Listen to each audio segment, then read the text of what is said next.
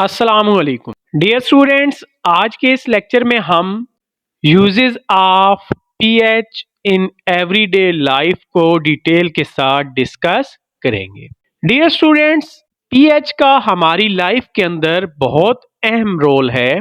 जैसे कि रोज़ाना की बुनियाद पर वाटर को इस्तेमाल करते हैं, उसके साथ साथ सिट्रस फ्रूट्स को इस्तेमाल करते हैं। इसके अलावा हमारी बॉडी में जो ब्लड मौजूद है, तो इन सब के अंदर पीएच का बहुत अहम रोल है। तो आज इन्हीं सभी चीज़ों को हम डिटेल के साथ डिस्कस करते हैं। तो चलिए स्टार्ट करते हैं अपने लेक्चर को। सबसे पहले हम देख लेते हैं कि पीएच होती क्या है। It is negative logarithm of molar concentration of hydrogen ions, यानी कि हमारे पास जो हाइड्रोजन आयंस H पॉजिटिव की फॉर्म में होते हैं, उनका अगर नेगेटिव लॉग ले लें तो ये हमें पीएच प्रोवाइड कर देते हैं, जिसकी मैथमेटिकल फॉर्म भी मैंने आपको दिखा दी है। PH is equal to negative log of molar concentration of H positive. तो स्टूडेंट्स, पीएच और पीएच स्केल ये दोनों इकट्ठी टर्म स्टडी की जाती हैं। पीएच स्केल की वैल्यू हमारे पास 0 से लेकर 14 तक होती है। 0 से लेकर 6 तक अगर पीएच वैल्यू है तो इसको हम एसिडिक रेंज कंसिडर करते हैं। पीएच 8 से लेकर 14 तक उसको हम बेसिक या अल्कलाइन रेंज कंसिडर कर लेते हैं, जबकि पीएच 7 जो है वो हमेशा न्यूट्रल होती है। उस पर कोई भी सब्सटेंस एसिडिक या बेसिक नहीं होता, बल्कि उसको हम न्यूट्रल सब्सटेंस कह देते हैं। अब सबसे पहला यूज है हमारे पास, it is use to determine acidic और basic nature of a solution. यानी पीएच को यूज करते हुए हम किसी भी गिवन सॉल्यूशन की नेचर को चेक कर सकते हैं कि आया वो एसिडिक है, बेसिक है या न्यूट्रल है।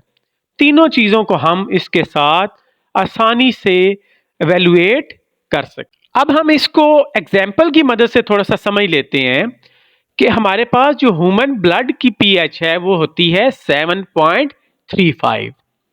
अगर ये पीएच 7.25 या 7.45 हो जाए तो इंसान की डेथ हो जाती है, चूंकि हमारी बॉडी के अंदर जो एंजाइम्स वगैरह हैं वो डीनेचर हो जाते हैं। तो इस तरह हमारा जिंदा रहना पॉसिबल नहीं है। तो इसलिए पीएच का हमारी लाइफ के अंदर बहुत अहम रोल है और हमारी ह्यूमन ब्लड की पीएच 7.35 ही रहती है और उसमें तब्दीली बहुत कम हो सकती है। इसी तरह हम डेली लाइफ से एक और एग्जाम्पल देख लेते हैं। जिस तरह स्टमक, हमारे मैदे के अंदर जो पीएच लेवल है वो होता है 1.5 से लेकर 3.5 तक। अब हम सब जानते हैं कि हमारे स्टमक में हाइड्रोक्लोरिक एसिड मौजूद होता है, जिसकी वजह से हमारी मैदे की पीएच कम होती है, यानी कि 1.5 से 3.5 के बिटवीन रहती है।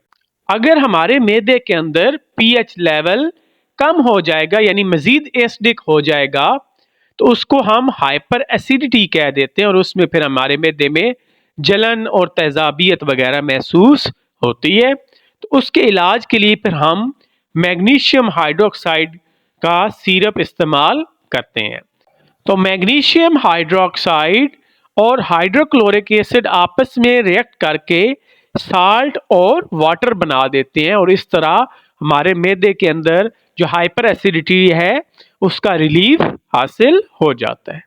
इसके अलावा जो हम डेली पानी इस्तेमाल कर रहे होते हैं, जिसको हम पीते हैं, उसके अलावा खाने के अंदर इस्तेमाल करते हैं, तो उसकी जो पीएच है वो भी 7 होती है, यानी वो न्यूट्रल होता है। इसके साथ साथ हमारी जो सॉइल है, यानी ज़मीन है जिसमें हम प्लांट्स वगैरह लगाते हैं, मुख्तलिफ फसलें उगाते हैं, उसकी भी एक फिक्स पीएच होती है, जिसमें प्लांट्स को उसके एसेंशियल न्यूट्रिएंट्स मिलते रहते हैं। अगर उसमें कोई कमी बेशी हो जाए तो प्लांट्स को वो जो ज़रूरी न्यूट्रिएंट्स होते हैं वो हासिल नहीं हो पाते, तो वहाँ पर जो ज़मीन है वो बंजर हो जाती है। तो इसलिए ज़मीन की पीएच भी जो फिक्स होती है, एक नॉर्मल उसकी ऑप्टिमम रेंज है, तो वो उतनी ही रहनी चाहिए, उसमें कोई कमी बेशी नहीं होनी चाहिए। इसके साथ साथ हमारे पास मिल्क की पीएच, हनी की पीएच, इन सब की अपनी अपनी एक स्पेसिफिक पीएच है, जिसमें हनी की पीएच ऑलमोस्ट 4 होती है, जबकि मिल्क की पीएच 6.7 से लेकर 6.9 तक, यानी ऑलमोस्ट न्यूट्रल ही होती है। इसका नेक्स्ट हमारे पास जो यूज है वो है मेडिसिन्स और माइक्रोबायोलॉजिकल कल्चर बनाने के लिए। तो हर मेडिसिन की एक स्पेसिफिक रेंज होती है ताकि वो ऑप्टिमम एफिशिएंसी शो कर सके और अच्छे से जिस बीमारी के लिए उसको बनाया गया है वो उसको क्योर कर सके। तो ये डिपेंड करता है कि हम कौन सी मेडिसिन इस्तेमाल कर रहे हैं। वो ब्रिटिश फार्माकोपिया या यूरोपियन फार्माकोपिया के मुताबिक उनकी पीएच फिक्स होती है। उसके अलावा टिश्यू कल्चर के लिए हम पीएच को इस्तेमाल करते हैं, जिसमें हाइड्रोजन आयन की कंसंट्रेशन का बहुत अहम रोल होता है। लास्ट यूज है हमारे पास, it is use to prepare solutions of required concentrations for different biological reactions. मुख्तलिफ रिएक्शंस के लिए पीएच को इस्तेमाल किया जाता है ताकि हम अपनी रिक्वायर्ड पीएच का सॉल्यूशन तैयार कर सकें, जिसमें 0 से लेके 14 पीएच तक हम उसको बना सकते हैं और उन सॉल्यूशन को हम लैब्स के अंदर, स्कूल्स के अंदर या डिफरेंट टेस्ट वगैरह परफॉर्म करने के लिए इस्तेमाल कर सकते हैं। तो डियर स्टूडेंट्स, मैं उम्मीद करता हूं कि आपको आज का लेक्चर अच्छे से समझ आ गया होगा, इसलिए वीडियो को लाइक कर दें और चैनल को सब्सक्राइब कर दें ताकि आइंदा आने वाले वीडियो के नोटिफिकेशन आपको मिल सकें। तो नेक्स्ट लेक्चर में हम टाइप्स ऑफ इंडिकेटर को डिटेल के साथ डिस्कस करेंगे। तो बहुत जल्द मिलते हैं, तब तक के लिए अल्लाह हाफिज़।